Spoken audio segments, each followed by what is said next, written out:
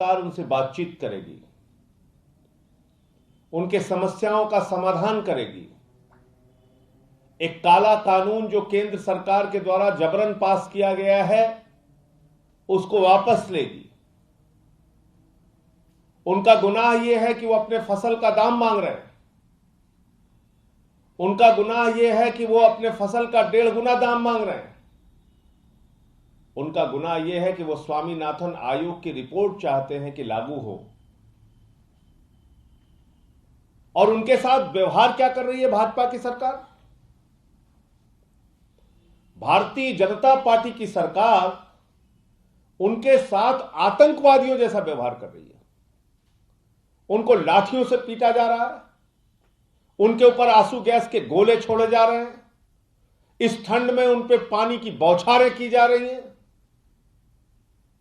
बुजुर्ग हो, महिला हो, छोटे बच्चे हो, टारगेट करके उनको मारा जा रहा है। और उस किसान को आतंकवादी कहा जा रहा है जो किसान आंदोलन पर बैठा है और उसका बेटा सुखबीर सिंह देश की सीमा पर भारत माता के लिए शहीद हो जाता है।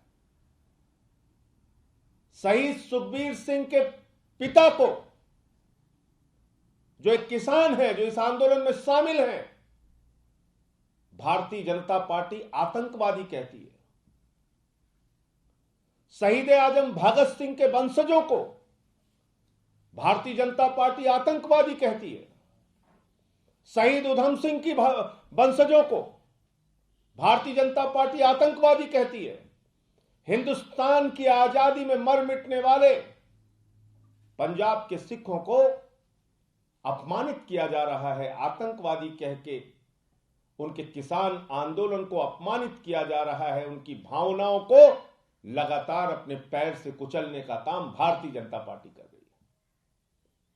और इतनी दुश्वारियां झेलने के बाद उनसे ऐसा व्यवहार किया गया कि जैसे वो दुश्मन देश के नागरिक हों, रास्ते कटवा दिए गए। इतनी दुश्वारियां झेलने के बाद जब वो लोग दिल्ली की सीमा पर पहुंच गए तो कल हमारे देश के गृह मंत्री अमित शाह जी प्रकट हुए।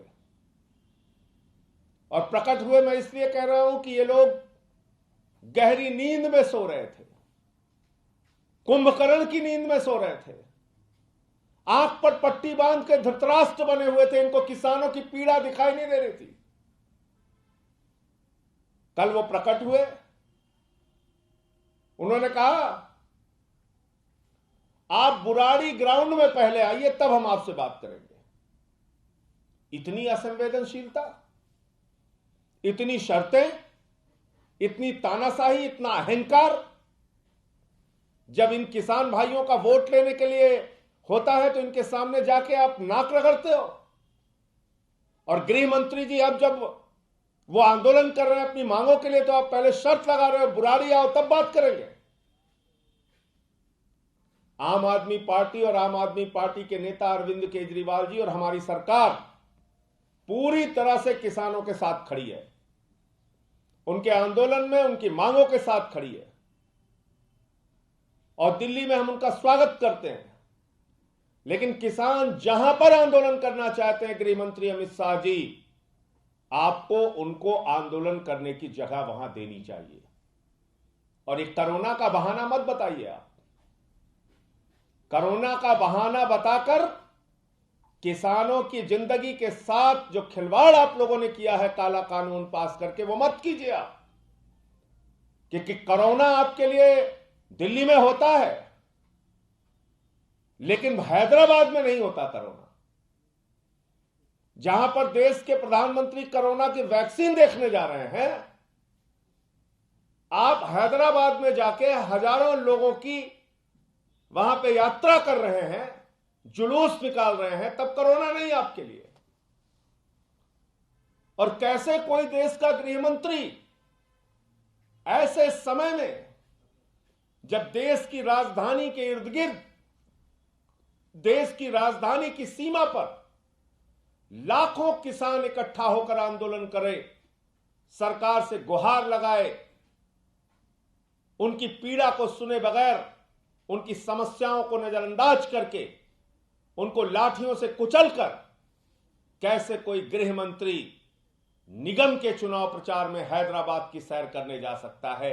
इसका मतलब हिंदुस्तान की आजादी के बाद ऐसा गैर जिम्मेदार, असंवेदनशील और किसानों की समस्याओं से बेपरवाह गृह मंत्री हिंदुस्तान ने पहली बार देखा है, जो हमें अमित शाह के रूप में देखने को मिल रहा है। आप में जरा सी भी संवेदना नहीं है। आज एक किसान की भी मौत हो गई, किसान का बेटा सीमा पर शहीद हो रहा है, किसान आंदोलन में शहीद हो रहा है, और आप हैदराबाद की सैर कर रहे हैं। आपके पास 10 मिनट का वक्त नहीं है किसानों से बातचीत करने के लिए, उनके संगठनों से बातचीत करने के लिए, उनकी समस्याएं सुनने के लिए, काला कानून वापस करने के लिए। और ये काला कानून मैं बार बार इसलिए कह रहा हूं, जब संसद में भी ये पेश हुआ था तब भी हम लोगों ने इसका विरोध किया था, मुझे निलंबित भी किया गया था उस वक्त, और आरोप लगाया गया था कि मैंने माइक तोड़ा। आज तो गृह मंत्री अमित शाह जी से मैं पूछना चाहता हूं, किसानों की हड्डियां तोड़ी जा रही हैं, कौन निलंबित होगा? आपकी सरकार को कौन निलंबित करेगा?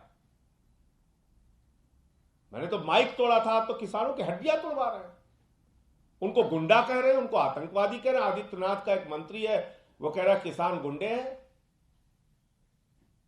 अब कल्पना कर सकते हैं कैसे हैं ये लोग, जो अपने देश के अन्नदाता को आतंकवादी कहते हैं, जो अपने देश के अन्नदाता को गुंडा कहते हैं, जो शहीद आजम भगत सिंह और शहीद उधम सिंह के वंशजों को आतंकवादी कह के संबोधित करते हैं, उन लोगों को आतंकवादी कहते हैं जिनका बेटा देश की सीमा पर भारत माता की रक्षा करने के लिए शहीद हो रहा है।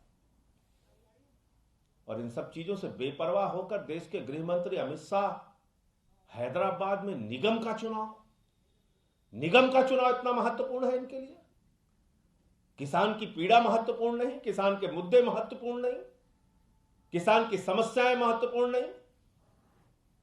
तो अमित शाह को अपने सारे कार्यक्रम रद्द करके पहले किसानों की समस्या का समाधान करना चाहिए। इसके बाद आपकी ये नौटंकी जो आपने कल आके किया कि आप यहां आइए, हम किसी भी समय बात करने के लिए तैयार हैं, ये सब नाटक से काम नहीं चलेगा। किसान को उसके मुद्दे का समाधान चाहिए।